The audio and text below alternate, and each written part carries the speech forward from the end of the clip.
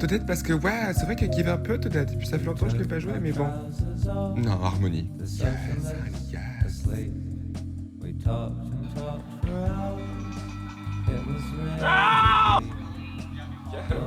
Espèce de pétasse, Toadette, connasse. Non. Ah. Oh, fuck.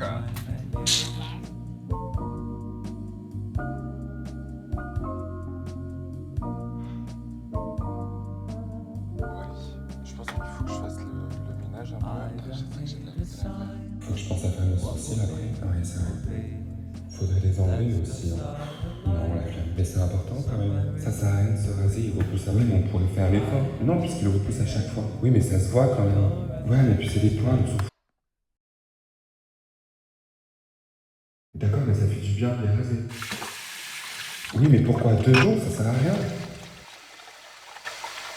Je déteste voir des points sur mon visage. Oui, mais ça ne sert à rien de les raser encore une fois puisqu'ils repoussent. Donc je me laisse comme ça?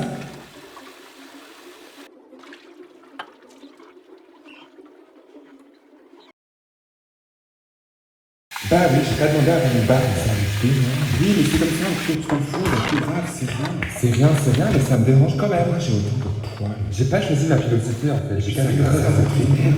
J'ai envie de les arracher un à un.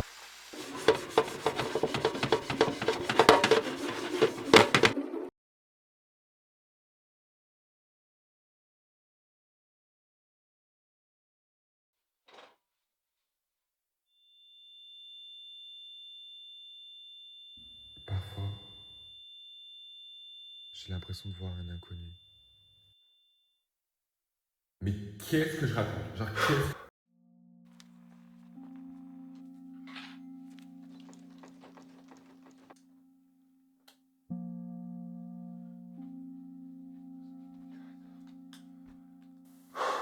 Tout va bien, tout va bien. Je vais mettre une petite vidéo. Every time you talk, I feel like I'm disconnected from the lingo you use. Yeah. Brings us into today's video. Oh, good transition. Where did you get it from, though? Black trans individuals. Like who? Do you want to name drop some? Do you want me to? Eureka? What does the house down mean? Do you be saying like the house down boo? Absolutely. Okay, and what does that mean? It means that everything is just so sickeningly over the top that there is nowhere else to go. When you look at the house and you look at the cement and the concrete that the house is built on, that is the foundation, my love. C'est tellement chiant cette histoire.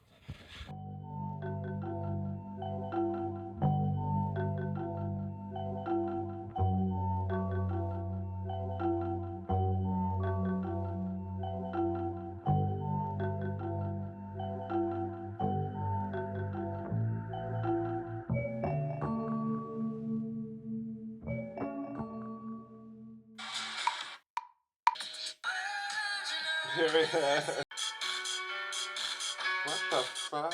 J'ai à peu près pas arrêté.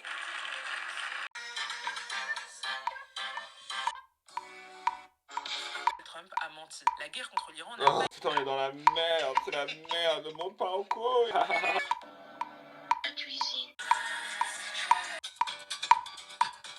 Waouh. is now in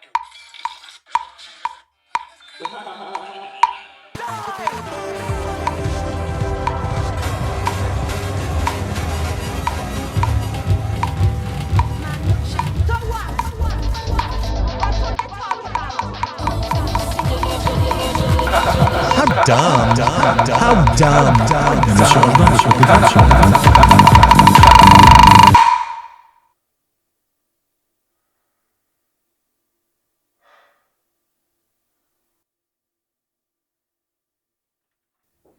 Et voilà, elle revient.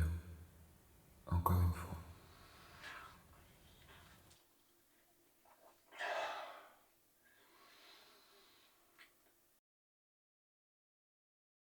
On peut pas se poser autant de questions, genre elle se péter le crâne comme ça pour rien, genre pour une question aussi débile et superficielle, c'est complètement con, genre. Et si j'arrêtais d'être aussi faible?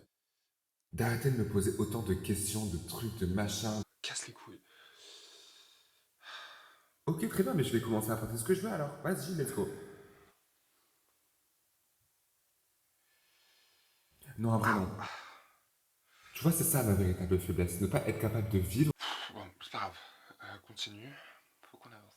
Non, pas du tout, c'est juste que j'ai pas envie d'être mis de côté. D'accord, donc je fais quoi? J'arrête de vivre? J'arrête d'être moi et je joue. Ah, oh fuck! Putain, ça fait mal. En plus, ça repousse tellement vite, putain, c'est horrible. Je peux juste porter mes sacs, c'est tout. Enfin, je faisais ça au lycée, c'était très bien. J'ai juste pas envie de déranger en vrai. Et déranger qui? Et puis depuis quand je me préoccupe de qui je dérange? Juste vivre en m'acceptant, c'est tout. Oui, mais c'est bien beau ce message d'acceptation à la con.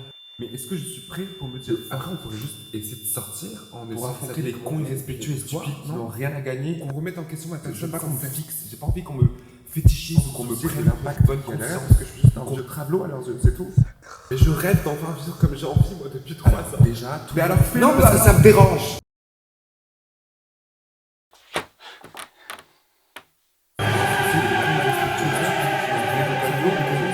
Je rêve d'enfin vivre comme j'ai envie depuis 3 ans. Je veux pas qu'on me juste porter mes sacs, c'est tout.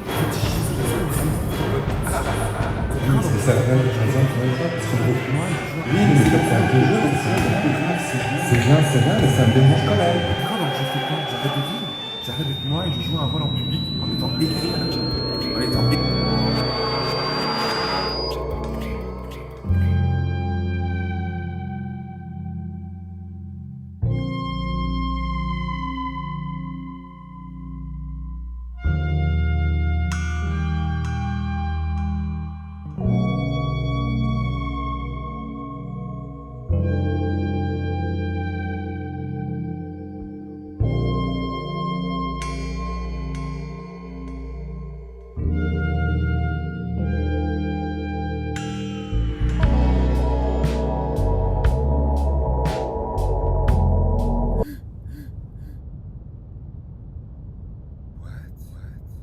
Qu'est-ce que c'est que ce bordel? Y'a quelqu'un?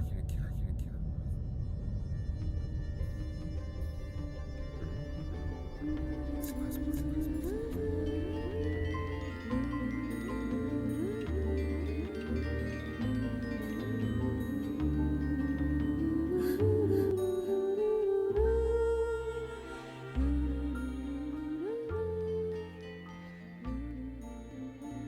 Qui êtes-vous?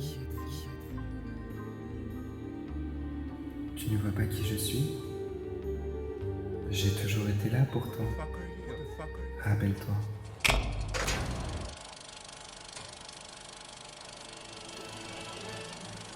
Depuis le début, je suis là. Dans les choses qui nous intriguent, auxquelles nous nous sentons connectés.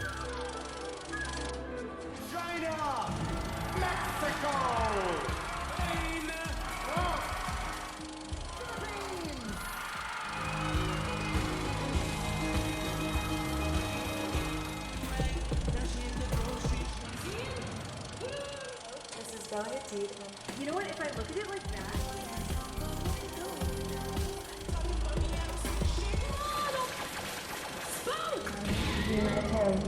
Tout semblait briller de prestance avec Absolument pas. peu importe la forme, il y avait un ressenti si beau derrière tout cela. Puis en grandissant, Tout ce qu'elle te raconte est malsain et contre nature. Tu n'es pas né comme ça et tu n'aurais jamais dû faire ça. Tu as simplement perdu la tête à force de t'imaginer je ne sais quel ressenti. Tu n'as pas été créé comme ça. Tu aimais tout ça parce que tu finiras en enfer si tu continues.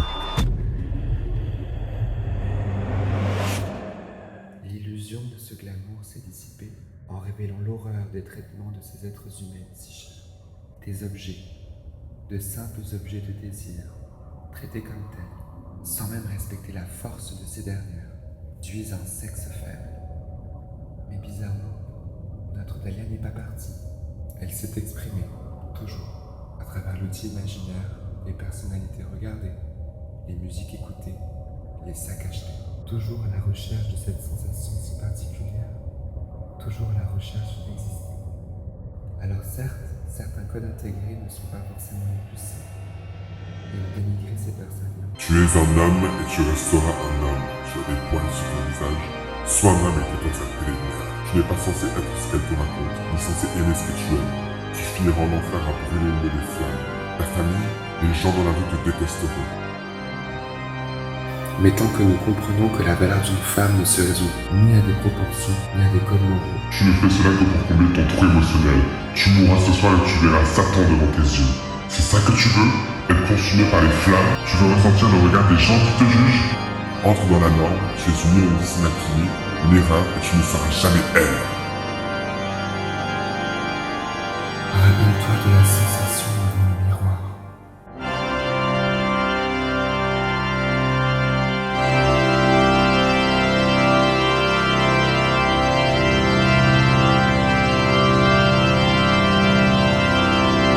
En étant assez intelligent pour comprendre leur pluralité, alors peut-être que la Dahlia pourrait enfin éclore à la lumière de notre conscience.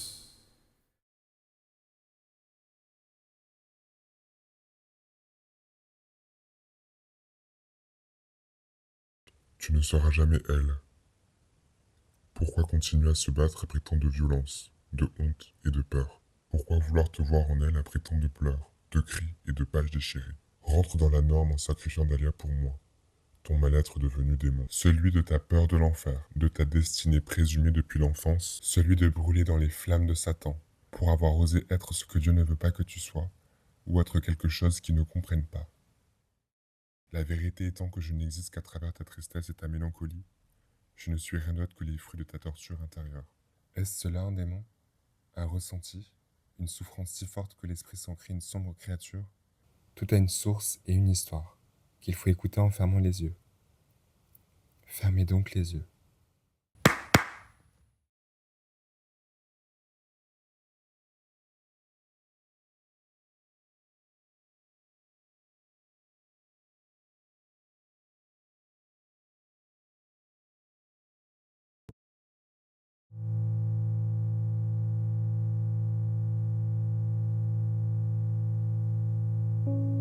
Un jour, devant un miroir en essayant un nouveau pantalon, mes jambes ne sont plus les mêmes. Quelque chose a changé.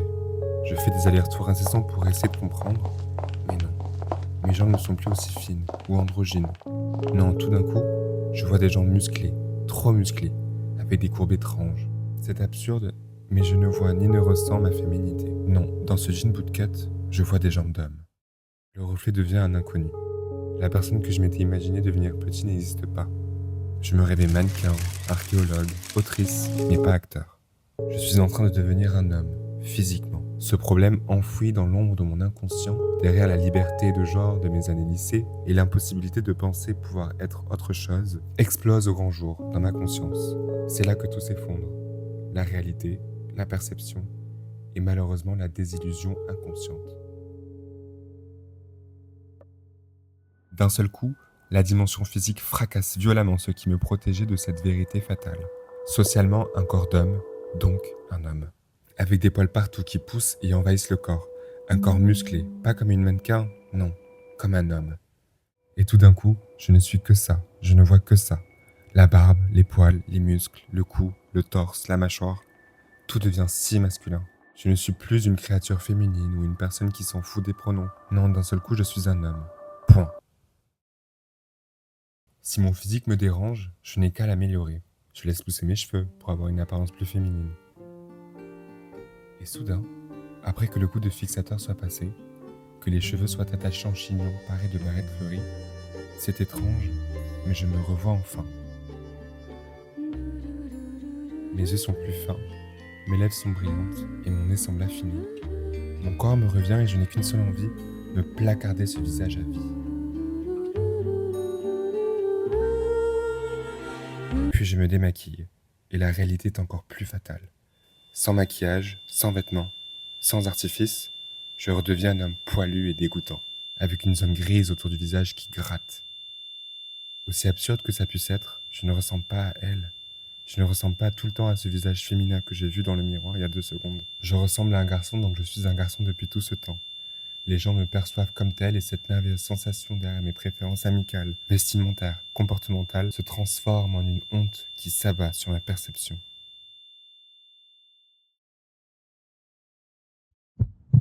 J'en deviendrai ensuite obsédé. Quitter ce corps masculin à tout prix, se maquiller autant de fois que possible, se revoir dans le miroir, me revoir moi, revoir ce regard allongé et me sentir en vie. Enfin, à force de compréhension, l'illusion de la première fois maquillée s'en est allée et n'a laissé place qu'au trait masculin, ironie du sort, qui semble accentuer et erroner le reste. Une honte me saisit de l'intérieur, celle de n'être en réalité rien d'autre qu'un homme maquillé, pas une femme. Tout semble se noyer dans cette fatalité, un physique d'homme, un mâle.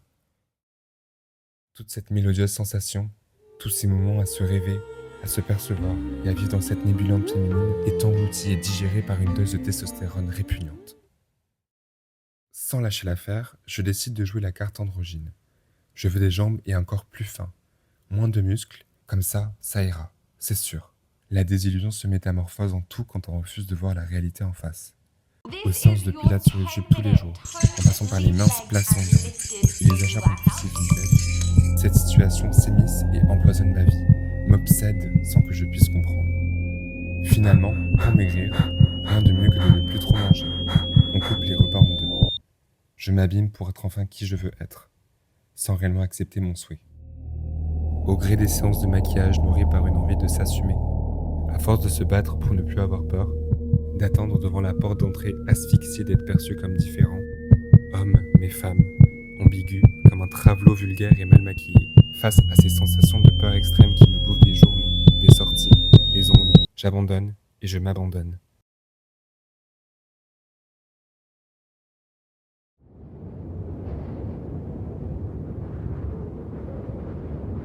Je m'affaisse dans la vie, sans essayer de réfléchir à m'en sortir, en me laissant aller à la dérive, à la routine. Tout devient monotone, lambda, générique, triste et sans couleur. Les jours se ressemblent et le mal-être aussi. À quoi bon se raser si les poils ressurgissent une semaine après? Pourquoi essayer de mettre une jupe quand on ne ressent rien d'autre qu'une chaleur honteuse? À quoi bon prendre soin de sa dahlia quand celle-ci est fanée? Plus de brillance, plus d'envie, en se lassant dans les bras de Marie-Jeanne l'Espagnole. Être aussi dérangé par son physique, au point où l'on peut passer des heures et des heures sur une vidéo, à zoomer sur un muscle, à fixer, à se dénigrer, à en perdre la perception. Pourquoi être aussi déprimé devant notre reflet? Pourquoi ne même plus se reconnaître dans ce reflet? Pourquoi des larmes coulent sur mes joues quand je vois de simples poils sur mon visage? C'est tellement ridicule, c'est absurde, ça a toujours été moi. Mon physique fait partie de qui je suis. Et c'est bien là le problème.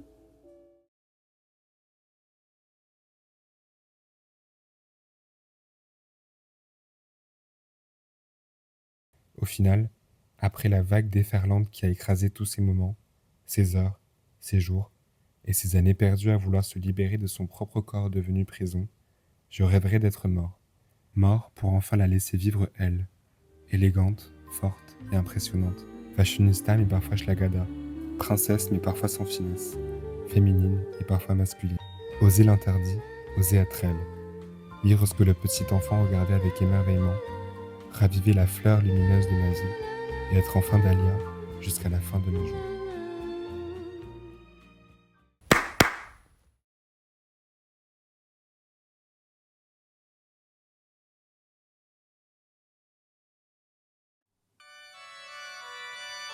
J'espère un jour avoir la force et le courage de pouvoir vivre ma vie sans peur ni crainte, sans démon ni anxiété. Vivre cette vie dont j'ai rêvé pendant les moments d'horreur et de souffrance, en laissant la rage d'être discriminé s'abattre sur les idiots qui aimeraient m'y ramener.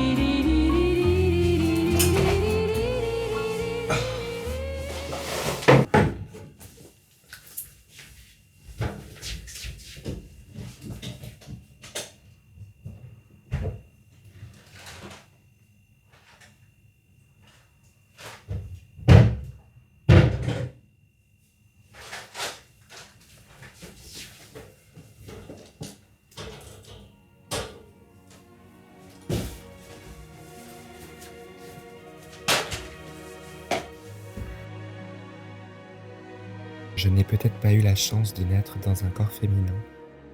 Je n'ai pas eu la chance de grandir dans un environnement assez ouvert. Je suis peut-être un enfant du diable pour certains, une horreur pour d'autres,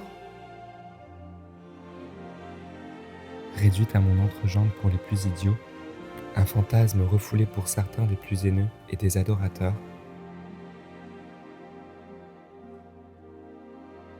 Mais au fond, je désire seulement vivre ma vie comme je l'entends.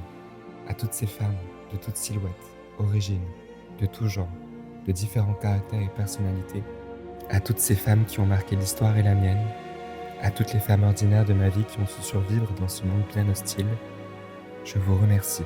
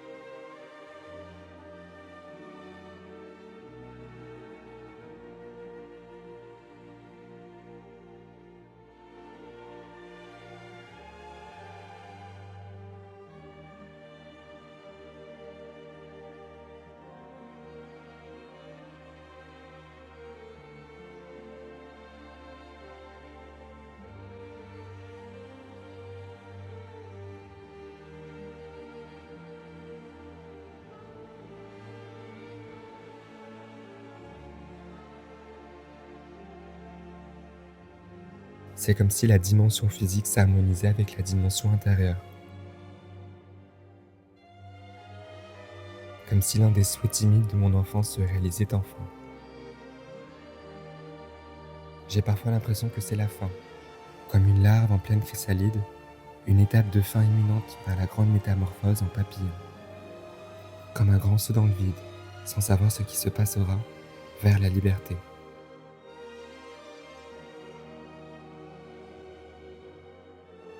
Tout a commencé et s'est terminé ici, devant le reflet de cette crise identitaire, devant la réalité qui fait mal et la beauté de cette chère amie. À chaque fois, je la revois elle. Je revois celle que je veux devenir. Vous savez, moi,